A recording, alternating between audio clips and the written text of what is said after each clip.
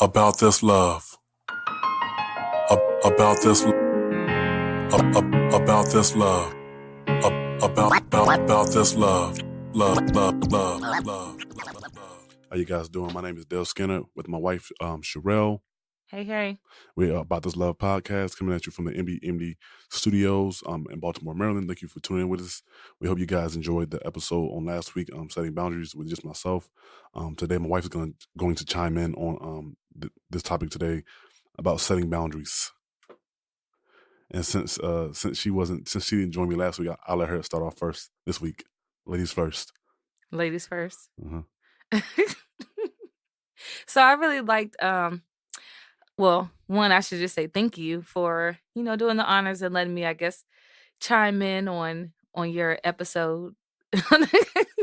Our episode. Nah, it was your episode. You did it solo. Last week was my episode. This week is our episode. Okay, fine.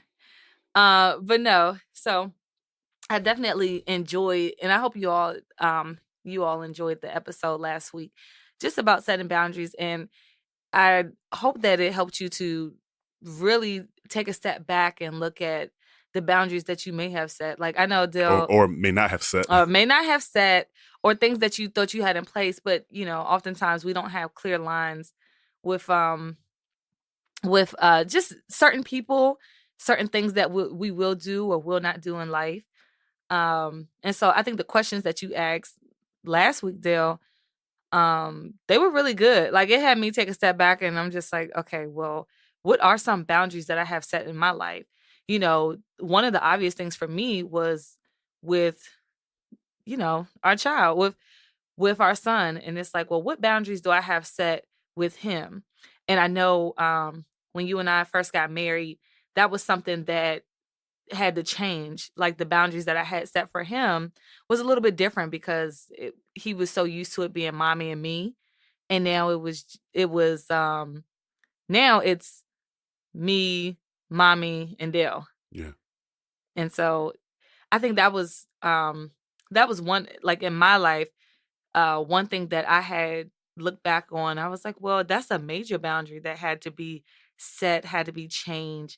Like, for example, I don't know, like we used to share a bed at one point in time.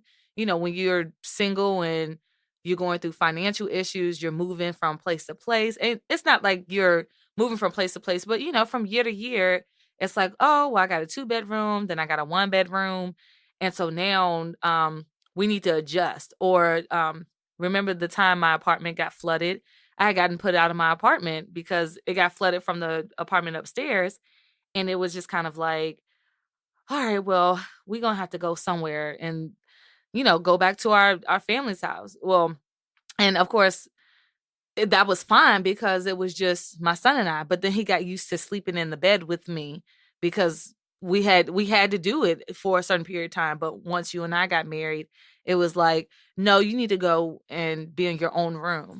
I know that's a boundary that people set with their children, or they may not set with their children. They may be totally okay with their children coming into the bedroom with them and sleeping with them. But it was just very different for him, I know. And it was very different for me because that's just something that I was used to.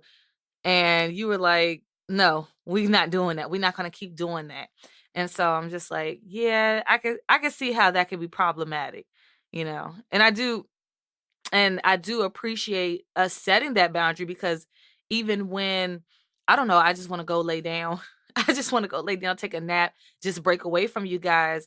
And it's just like, okay, good. Doors closed. No one's going to bother me. He's not going to come in here. He's not going to come in here. I mean, I don't know. Maybe sometimes he used to like sneak in the bed when I would be taking a nap and I wake up. Oh, remember the cat used to do that too? Yeah, but it would like crawl, sleep on top of the bed. You said what? I was thinking, did it sleep on top of the bed or what? I Who? forget the cat. Oh no! Remember one time you said you came home and I was taking a nap and the cat was sleeping on top of me. You were like, the cat was right on top of you. You didn't even see.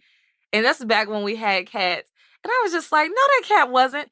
This cat was so obsessed. And that was another boundary. Like people don't think about that, but that was another boundary. I mean, even with our pets, It was like, you know, I had to put the cat out of the room. I had to shut the door when I went to sleep with the daggone cat. Because we don't do animals in the bed. That's a no no Yeah. in our household. Nah, animals are filthy. You're not about to climb in my bed where I lay. Nah, What, fresh? You don't like that deal? Fresh out the litter box? nah, I'm Get that cool. warm, Nah, I'm cool. that warm litter box aroma.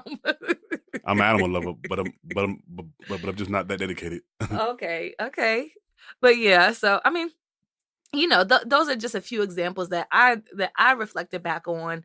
Um, when I was listening back on the episode, when you were speaking about like the boundaries, and you had phrased the question or asked the question, what were some boundaries that you have set in your life? And so that those were a few. When we first got married, I had thought about that. There was another one too. There was something else you had mentioned about, well, People not being married. yeah, people not being married. And I was like, well, why didn't you mention in the episode? And I mean, I'm glad that we're, doing this part two, this continuation. But I was wondering, well, why didn't you mention, people not being married, coming to the house and you will offer for them to sleep in separate rooms? It's funny because actually my grandmother did that and does that to this day. Like if you're not married, she don't care how old you are. It's like, well, we have other places for you guys to sleep. Yeah, I'll make arrangements for you all, and it's not a question of like, I mean, some people have tried her, but it's not a question of like, well, we grown, why not? It's just okay. you grown, but you're in my house. Well, yeah, You know, that's my house. I That's pay bills in my house, so you well, know. yeah, but that could be that's something else too. And I just kind of cringe when people say I pay bills, because then what if somebody helps you with bills? Then they could be disrespectful to No, you. what I'm saying is what I was saying is from the line that I was saying is that if and this is just how I feel about it, and this is how I was raised by my pops and my mother when I was younger. My father would teach us, when you go to somebody's house, for a long time, um, it's just certain parts of people's house you just don't go in. And my mom and dad would always be like, if someone sets a rule in their house, that's the rule. You don't question it. You don't ask questions. That's their house. If you don't like it, you can leave.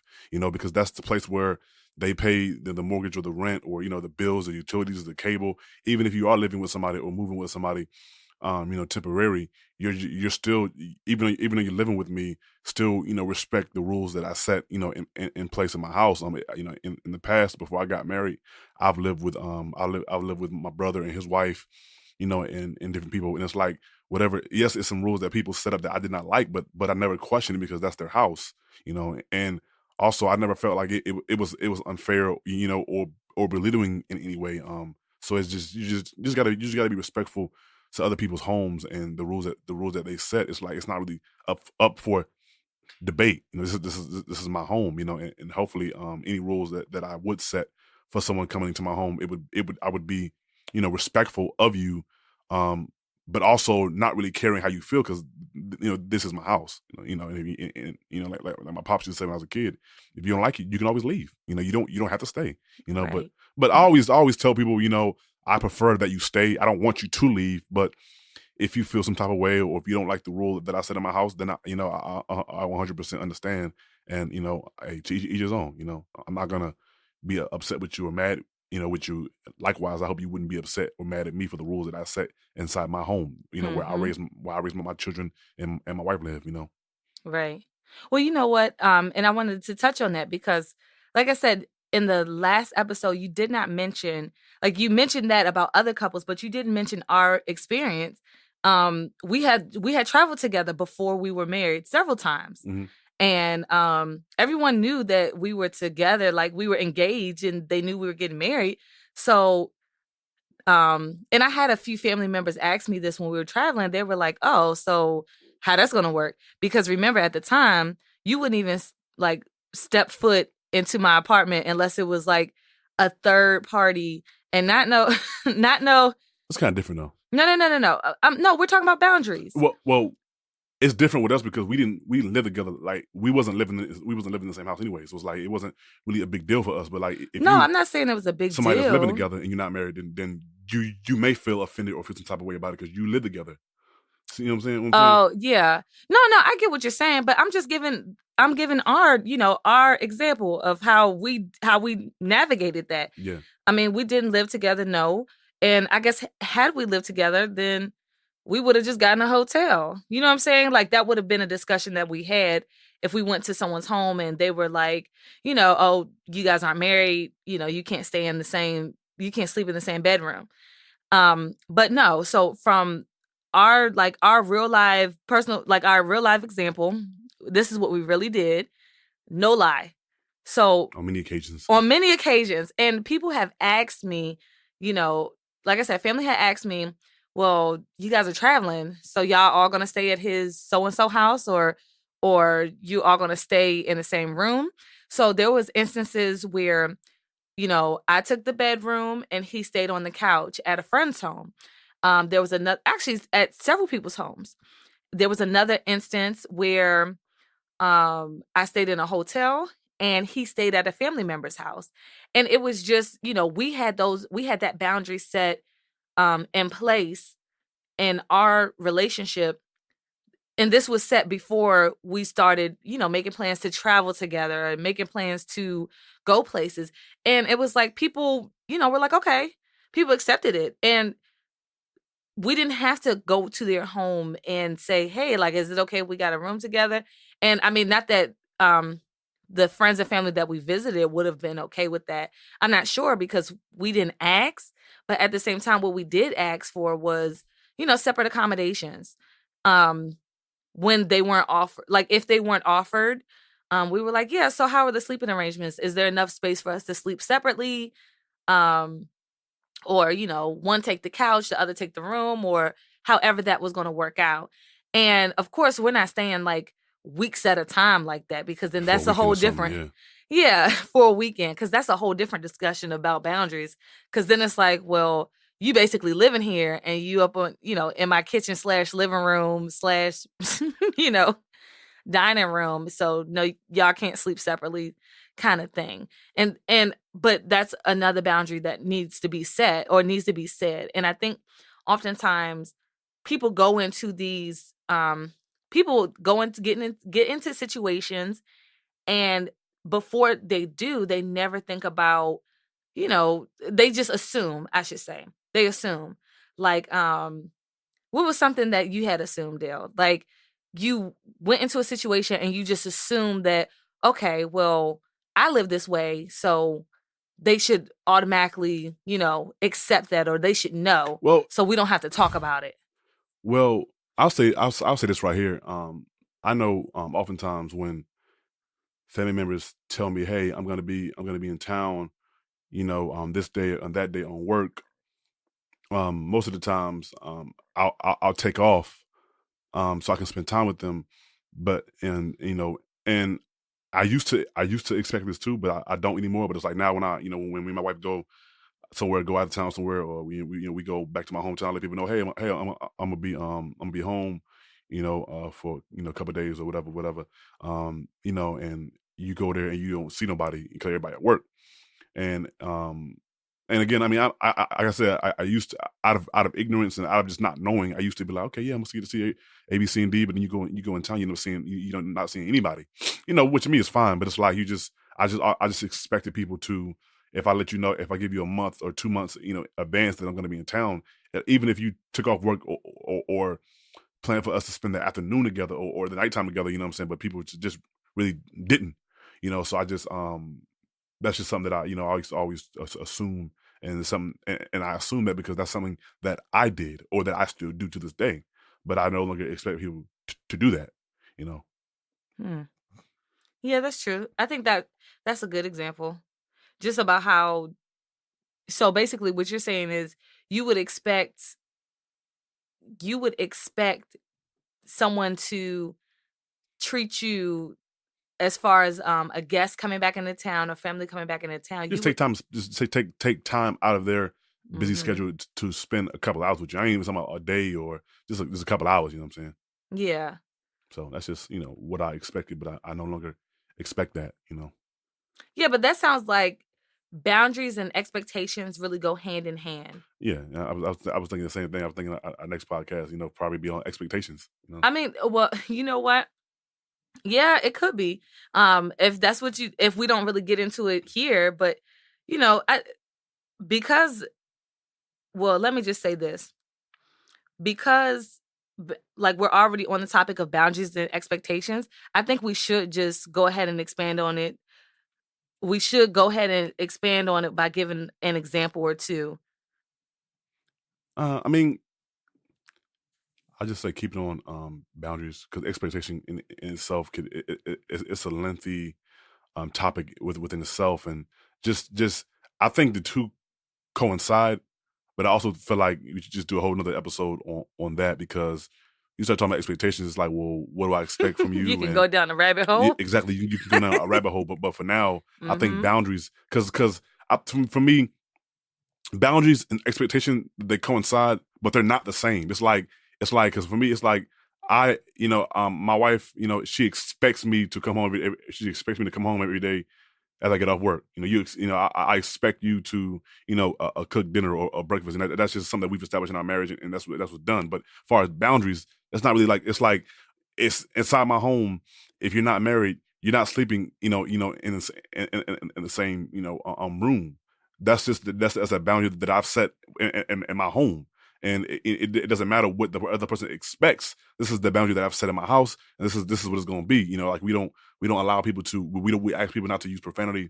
If we have our son around, because we don't use profanity, or we don't around my son or at all so it's like you can't be around my son talking reckless. You know what I'm saying? It's like, hey, I asked you, hey, can you please refrain from speaking like that? If not, well then we have to roll out. I have to leave. I don't allow my son to be around that kind of language. So there's just boundaries is something like this is what it is. It's not up for discussion. You know what I'm saying?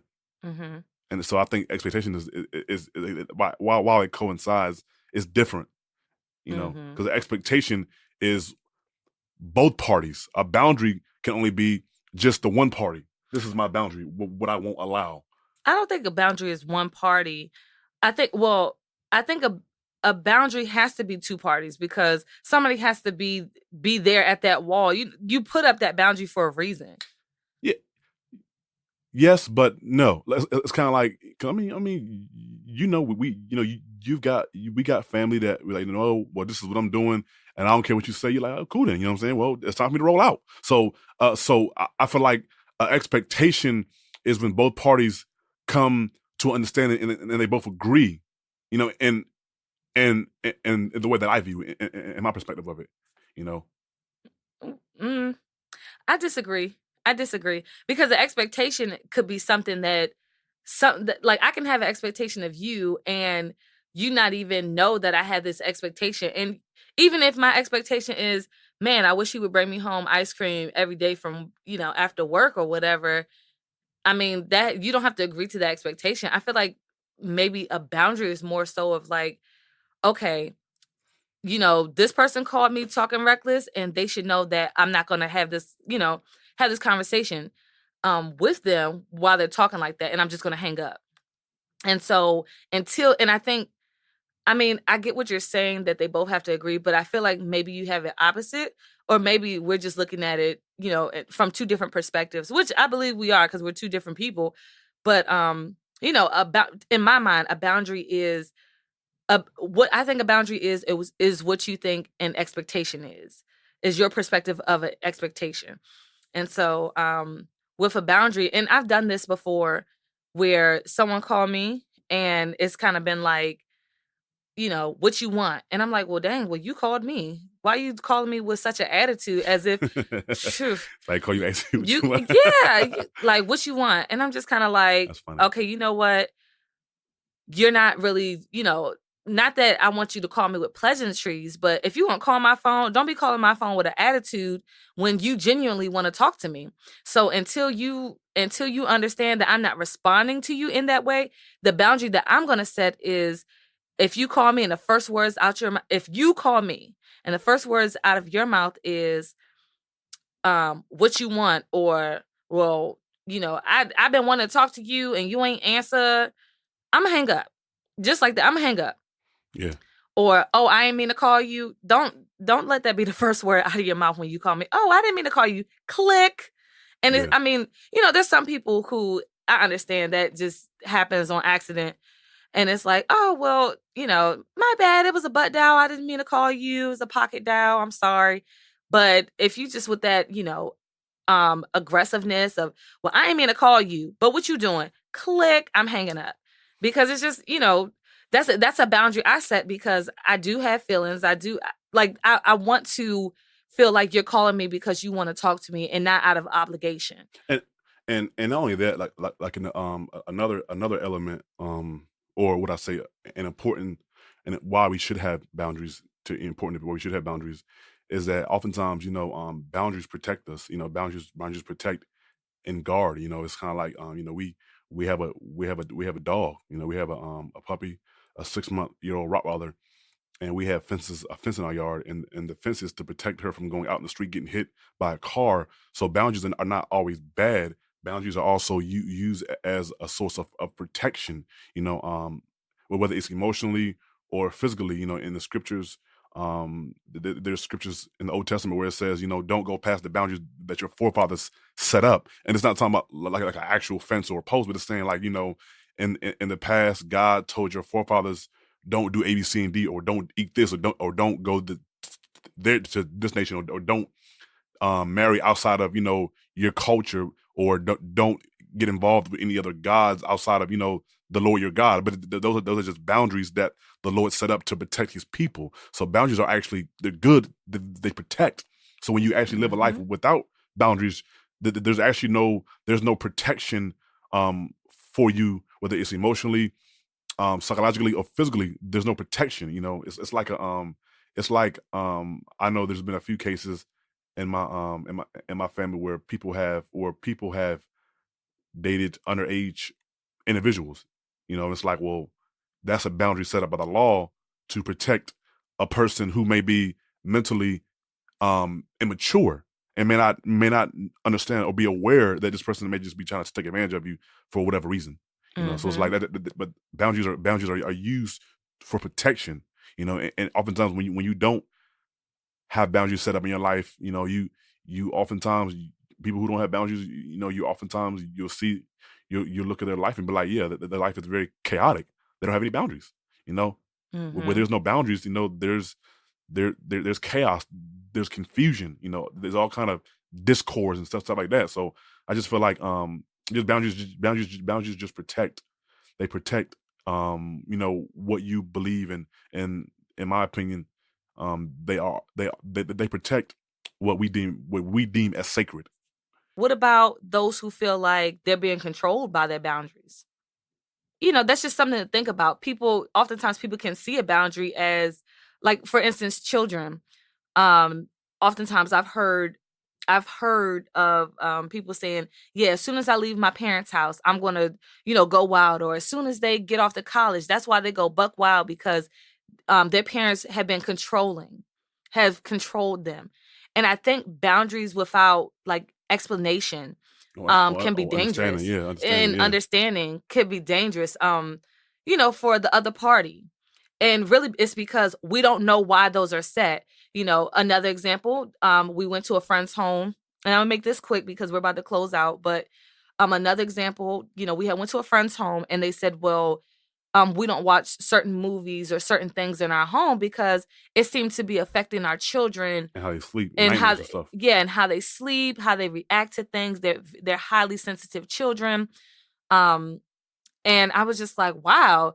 At first it was just kind of like, okay, that's a little Over the top. over the top. When you love a person, you do sit back and think, well, why did they, or even ask them, why did you guys consider doing that with your children? Or why did you set those boundaries in your home?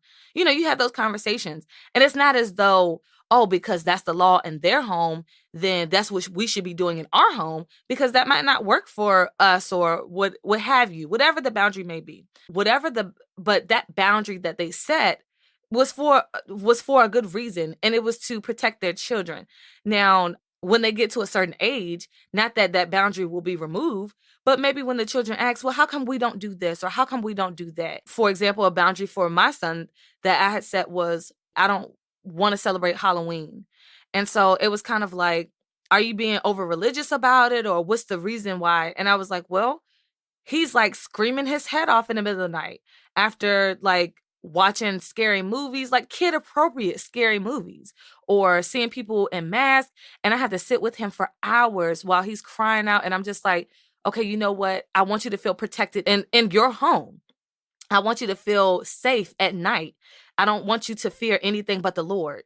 Yeah. But yet, if I'm allowing you to watch these horror movies that are deemed, by society age appropriate, and then at that same night you're going to bed like, oh, there's a monster there or there's a this Or there.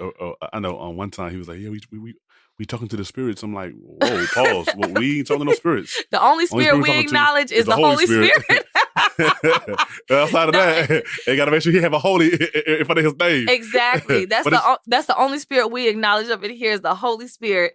But yeah, but exactly. and also like on top of that, like I was thinking back to our friend. And and him and his wife did explain to us and elaborate. And one of the things that I will say is I respected them for that is because oftentimes, like I know people let their kids watch scary movies and like, well, nah, he cool, but it's like, and that's one of the things that you learn when you become a parent, or one of the things you should know or you should understand is that children don't view things the way we do. Like a child may see a scary movie with a monster or a demon in that junk.